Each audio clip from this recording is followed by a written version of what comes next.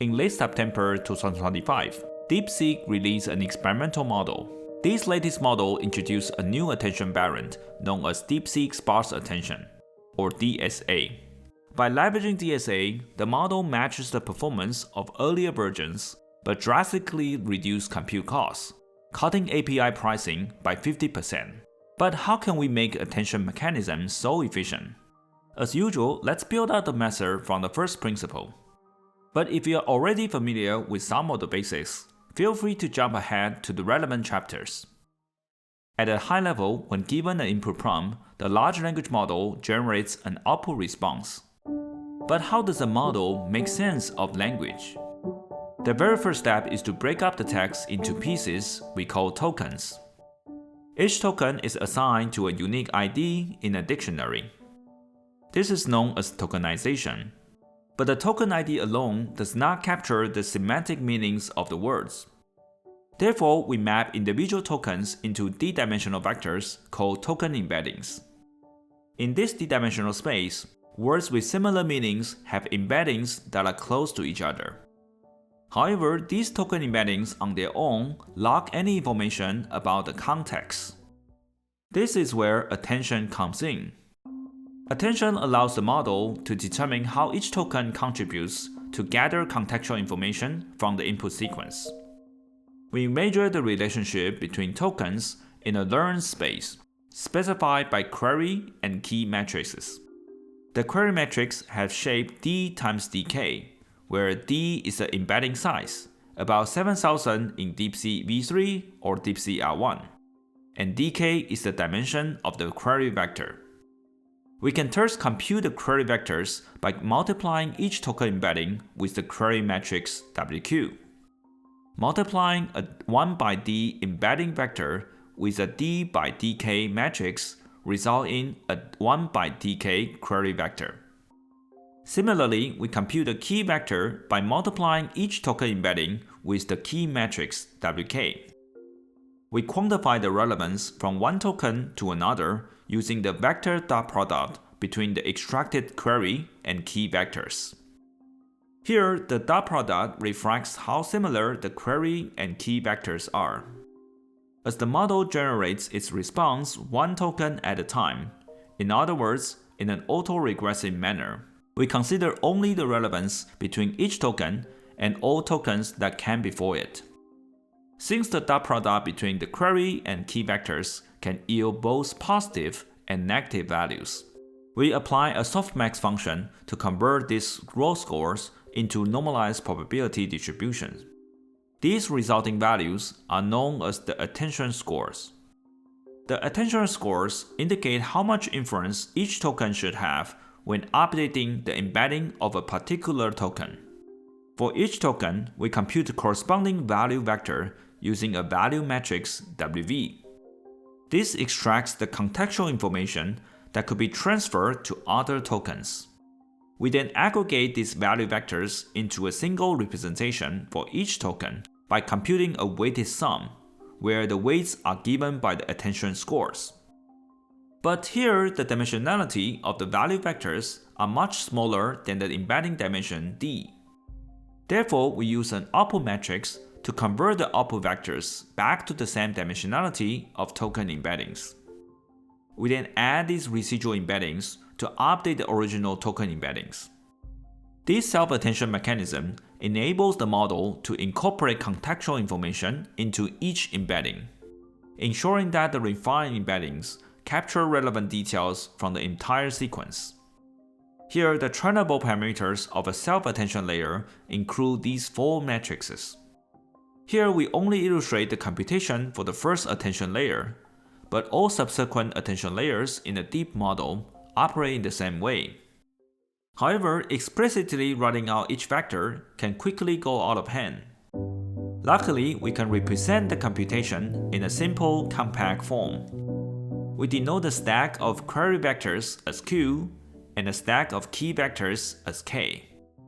This allows us to concisely express all the dot products between pairs of vectors using the matrix multiplication, QK transpose. We add a masking matrix M to ensure that the tokens only attend to tokens that come before it and itself. With the attention weights, we express the output matrix O in matrix form. More concisely, we denote the attention mechanism as a function of Q, K, and V. The residual embeddings are just the matrix multiplication of the matrix O and the output matrix WO. Let's put it together visually. We extract the query, key, and value vectors from the token embeddings using the corresponding matrices. We then compute the output O with attention mechanism and produce the residual embeddings delta X using the output matrix WO. But here is a problem. Using a single query, key, and value matrix is not enough to capture the complex relationships between tokens. To address this, we introduce multiple sets of query, key, and value matrices, enabling the model to learn and represent diverse types of relationships between tokens. This is achieved by extending the size of query, key, and value matrices. Here, H is the number of heads. We show 4 heads in the illustration, but in practice, the number of heads can be much larger, like 128 in DeepSeek v3 and DeepSeek R1. We split the query, key, and value matrices into H group and compute the attention for each group separately. This gives us a collection of attention outputs O1, O2 to OH. We concatenate the outputs of multiple heads together and use our output matrix WO to produce the residual embedding delta X. This is known as multi-head attention, a core building block of the transformer architecture that's behind the success of LLMs today. Thanks for masking, the model can compute attention for all the tokens at the same time. This is called the prefilling stage. Things become interesting when we start generating the output response. Let's say X7 is the first token in the output response. Our goal now is to compute the attention output O7 using the context provided by the preceding tokens. Similar to the prevailing stage, we extract the query, key vectors using the corresponding matrices. With these vectors, we compute the attention scores by taking the dot product and normalizing them with a softmax function. We can then produce the attention output O7 by computing the weighted sum of the value vectors. During this process, the key and value vectors from the previous tokens do not change at all. This is true across multiple attention heads in all attention layers. Recomputing these vectors every time for each new token is wasteful. A simple solution is to store the key and value vectors from previous tokens in memory and reuse them when needed. This is a technique known as key value caching, or KV caching for short. The KV caching helps avoid unnecessary computation and therefore speed up the decoding process. How about query vectors? As we can see, all these entries are masked out and have no effect on the attention output. This is why we do not need to cache any of the previous query vectors. KV caching is very effective, but it's memory intensive. Let's take the model architecture of DeepSeek v3 or R1 as reference. The total memory required for the KV caching is 2 times KV dimension times precision times number of heads times number of layers times sequence length. 2 because we need to cache both the key and value vectors. For each vector, we need to store 128 numbers. For each number, we need 2 bytes for float 16 precision.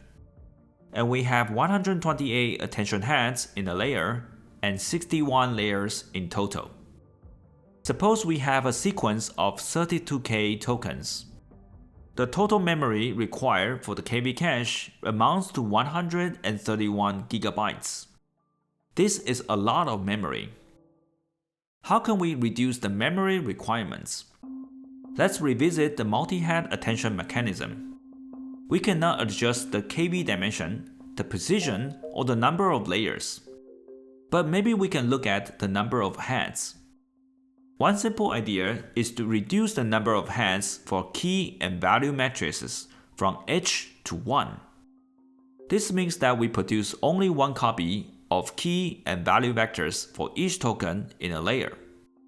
The key and value vectors are then shared across all attention heads. This is known as multi-query attention, or MQA for short. Let's now compare the memory requirements of MQA with the original multi-head attention.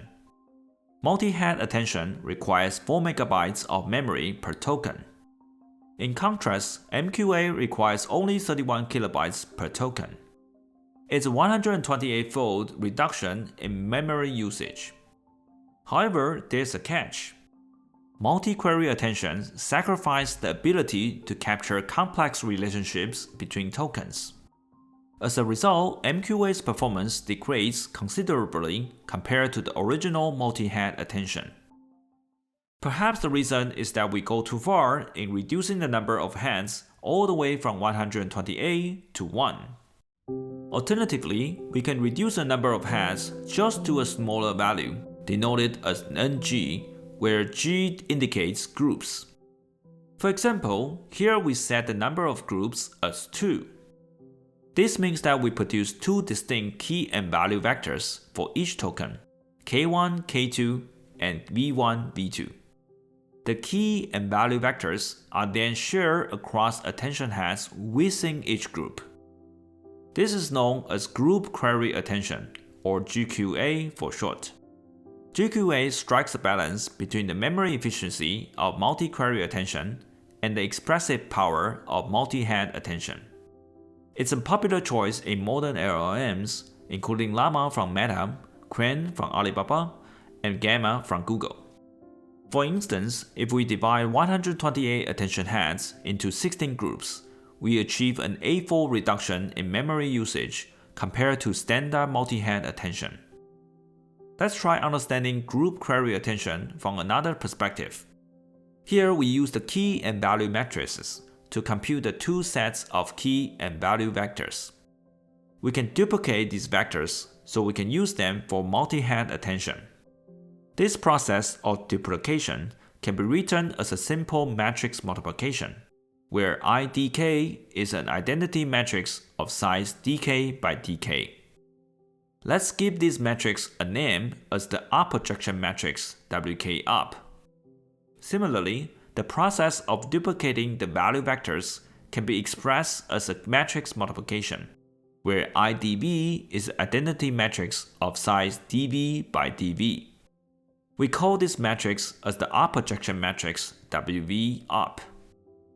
Now we can further simplify the key and value matrices by concatenating them along the column dimensions, and give it a new name as WKB down. This expression reveals that in GQA, the key vectors are obtained through a low-rank factorization of the original key matrix. Same things apply to the value vectors. But the low-rank factorization in GQA is somewhat restricted. For example, it groups the key and value vectors separately and uses a fixed simple up projection matrix. We can extend this further by training both the down projection and up projection matrices. The down projection matrix WKB down compresses the token embeddings into a low-dimensional feature vector CKB. The up projection matrix WK_up and WV_up then map this compressed vector back to the key and value vectors. The learned up projection matrix allows the model to produce distinct key and value vectors for each attention head. This is the core idea behind multi-head latent attention. The dimensionality of the compressed vector DC is much smaller compared to the full multi-head attention. For instance, in DeepSeek v3 R1, the compressed dimension DC is set to 576. In standard multi-head attention, we will need the number of heads times the dimension of the key and value vectors for each head times 2 for key and value vectors. As a result, this amounts to 57 times reduction in memory usage compared to multi-head attention. Not only does MLA reduce memory usage, it also slightly improves the performance compared to models using multi-head attention. In addition to the key and value matrices, we can also apply low-rank compression to the query matrix. Here, the up-projection matrix WQ takes the compressed vector of dimension DC and reconstructs the query vectors. This results in query vectors for multiple heads with size dk times h. While this does not decrease KV cache memory usage, it can still help reduce activation memory during training. Now, at the first glance, it may seem that we will need an extra matrix multiplication as the trade-off for KV cache memory reduction. But we can actually apply a neat trick to avoid this extra computation during inference. Here's how it works. Recall that the residual embedding delta x is the multiplication of the attention output O and the output matrix WO.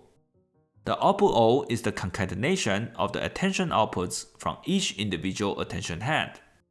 Let's write this out explicitly using matrix notation. Here, the query vectors Qi is the result of applying the down projection matrix WQ down and then up projection matrix WQ up. The key vectors Ki is the result of applying the up projection matrix Wk up to the compressed vector CKV. This is the cache latent. But what does this subscript I mean in these up projection matrices? The full up projection matrix WQ up and WK up maps a vector of dimension DC to a vector of dimension dk times h. The ith up projection matrix refers to the specific sections of the up projection matrix that produce the output for the ith attention head. Now we can see that the dot product between the query and key vectors involves the multiplication of three matrices. Due to the associated property, we can merge all these matrix multiplications into one. This means that we do not need to explicitly compute the key vectors during inference. This is great, but how about the up projection matrix for the value vectors? Let's first simplify the equation as AI. This matrix AI stores the attention weights for the ith attention head. Now recall the value vectors Vi is the multiplication of the cache latent and the up projection matrix WV up. This can be expressed as a block diagonal matrix where the up projection matrix for the value vectors lies along the diagonal. This suggests that we can absorb the up projection matrix WV up into the output matrix WO. By incorporating the up projection matrix into the query and output matrices, we can compute attention efficiently without incurring extra computation. Excellent! But multi-head latent attention has a fundamental limitation. It is not compatible with rotary positional embedding, or ROP. But why is that the case? Let's examine how rotary position embedding enables the model to capture the relative positions of tokens. Imagine we have a token dog.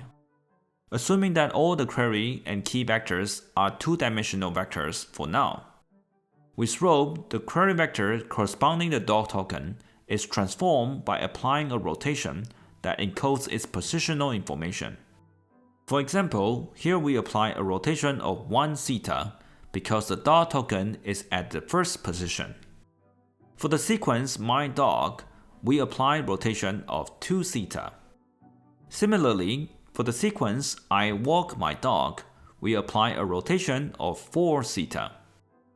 Now suppose we want to compute the attention to the wall token, we compute its key vector. We rotate the vector by 2 theta because walk is at position 2. You might be wondering, what's the point of applying rotations like this? It turns out with the rotation, the attention between the query and key vectors of the two tokens depend only on their relative position in the sequence. For example, we may change the sequence to every morning I walk my dog.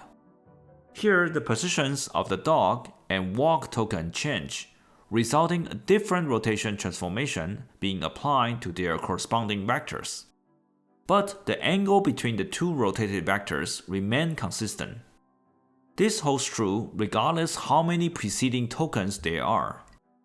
This suggests that the dot product between the query and the key vector now depends on the relative token positions.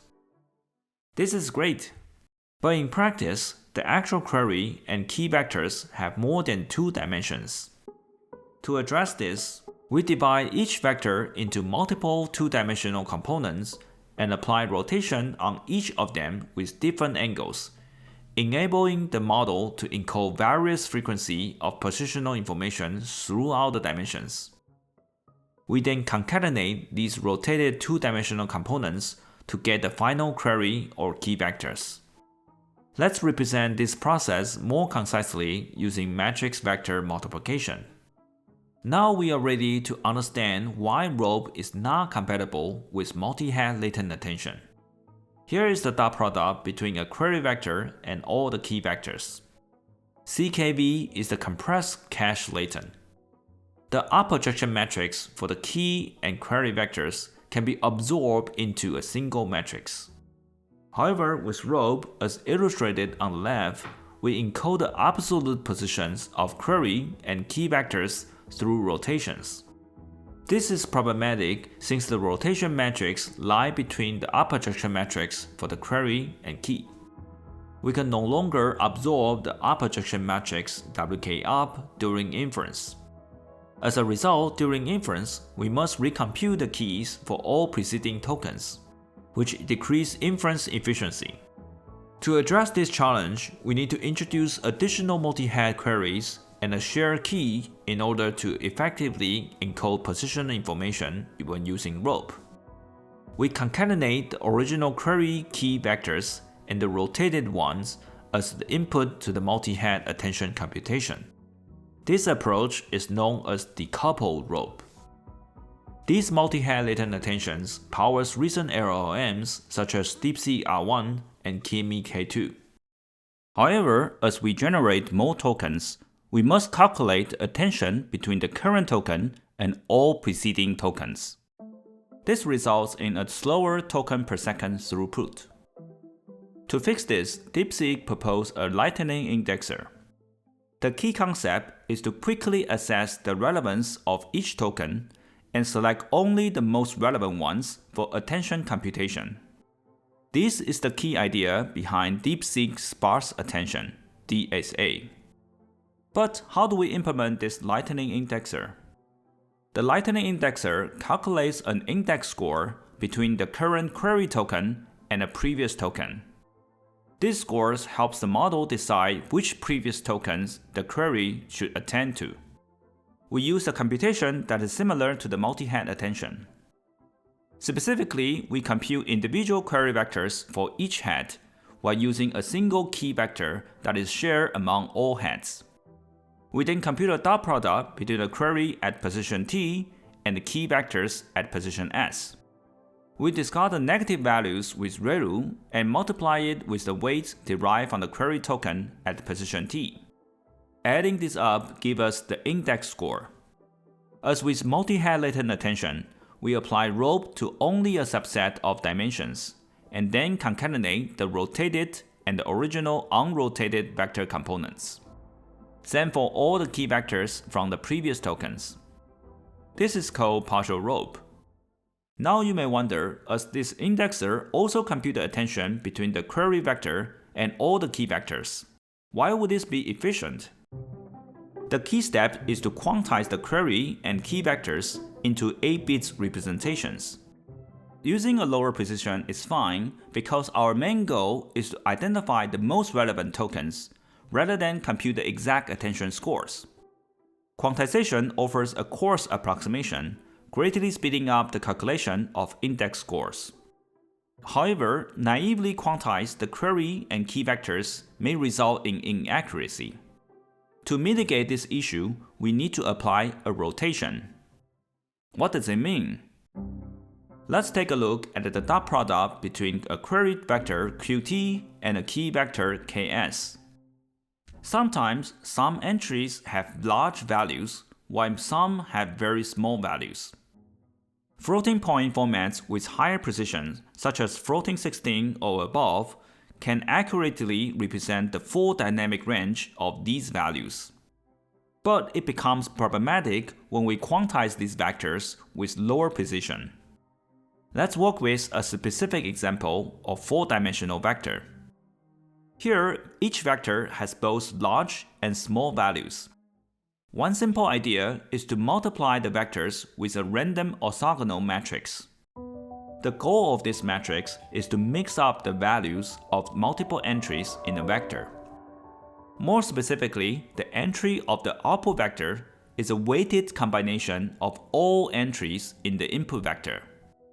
This makes the values in the output vectors well spread without extreme values. But this requires another matrix multiplication. A simpler and even more effective approach is to use Hadamard transform. After applying the Hadamard transform, the output vectors are deterministically computed and exhibit a uniform mixing across all coordinates. The Hadamard transform effectively spreads out large spikes across all coordinates, allowing the quantizer to retain more information. This transform can be implemented effectively with highly optimized GPU kernels. Furthermore, in practice, we don't need to compute the multiplication with this dense Hadamard matrix. Instead, we use a fast-wash Hadamard transform, which efficiently computes multiplication by a Hadamard matrix without explicitly constructing the matrix, relying solely on addition and subtraction operations. Let's get a sense of how this works. We randomly generate query and key vectors and compute the mean errors over 5,000 samples. This is the baseline result when we directly quantize the vectors into 8 bits. When applying a random orthogonal matrix, we reduce the error slightly. Applying the Hadamard transform gives us the most accurate approximation. An additional advantage is its improved stability, as indicated by a lower standard deviation. By using the lightning indexer to efficiently identify the most relevant tokens, DeepSeek's sparse attention enables 2 to 3 times faster processing of long sequences, while reducing memory consumption by around 30 to 40%. The exciting part is that this efficiency boost maintains the same level of performance as previous model.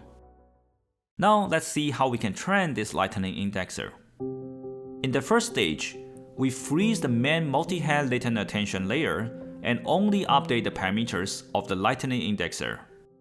To construct the target distribution, we begin by summing the main attention scores across all heads for each query token, followed by applying L1 normalization along the sequence dimension.